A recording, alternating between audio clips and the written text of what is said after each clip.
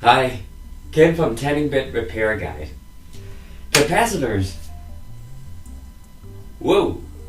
How do you choose one of those if you have one that needs to be replaced or if you want to add something, a capacitor to your system? You need to figure out what you need, of course. So, there's polarized and non-polarized. That is a very important one.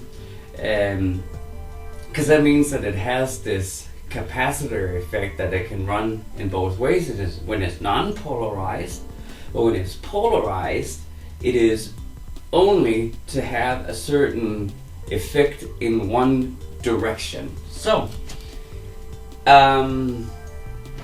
polarized will be marked with one of the leads in a certain way. So like this big guy here, we have a plus on one, and that leaves by elimination that minus is here. So this one is a polarized capacitor.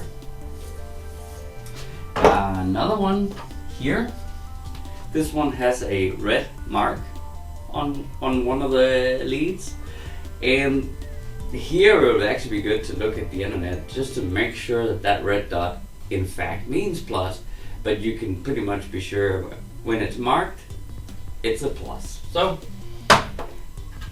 and then there's these little guys here, well they can be much bigger, they can be in various sizes, but this is a little electrolytic capacitor.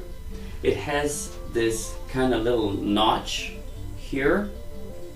If it has one of these, it is a polarized, but when it has two like this on both sides, it's essentially two polarized capacitors that's put against one another, and that makes it a non-polarized. So this is typically something you'll find in a something like a loudspeaker or something like that, where a piece of electronic for circuitry on a board typically will be polarized and have just one of these notches. So you need to make sure that what you're looking for. The last one I want to show is this giant film capacitor, which is non-polarized. That means it has no markings of any kind. Both sides look the same. So that's the type of a capacitor, and that's a very, very important point. Typically for the Tanningbeds, you're looking for some other things too that's very, very important, and that is your capacitance, your voltage, and like say this one here says here that it's 370 volts AC that it's possible to take. That's how high of a voltage before you start to potentially break down the material inside of it. So there's definitely a limit to adhere to here, and just because they're large, don't let that fool you. That can actually still be that it doesn't have that high of a voltage capacity. Like see this one here, it says up to 50 volts DC. So you cannot use something like this giant cap for a Tanningbed where you have 230 volts.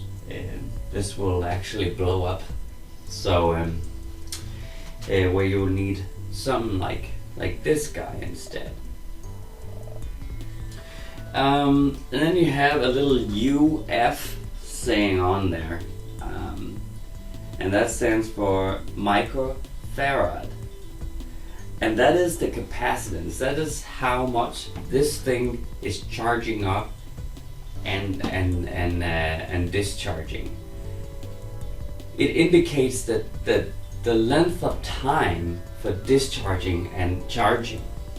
And that's what's creating the effect of this capacitor. the larger that number is, the more it's gonna equalize the effect of an inductive load, which is typically what we're using it for.